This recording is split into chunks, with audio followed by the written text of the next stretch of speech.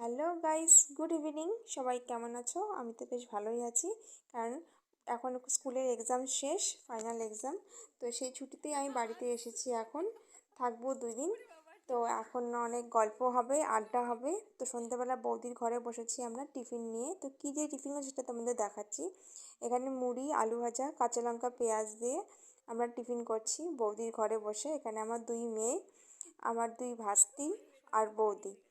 তো টিফিনের পাশাপাশি আমাদের অনেক গল্প হবে, আড্ডা হবে, নাচ হবে। আমার এই ছোটো ভাস্তি খুব সুন্দর নাচ করতে পারে। তো সেগুলোই এখন বৌদির ঘরে বসে বসে আমরা করব মুড়ি খেতে খেতে। তা এখন অনেক দিন পর এসেছি, সেখানে আমার 2 মেয়ে, আমার বড় ভাস্তির সাথে স্কুলের সব গল্প হচ্ছে।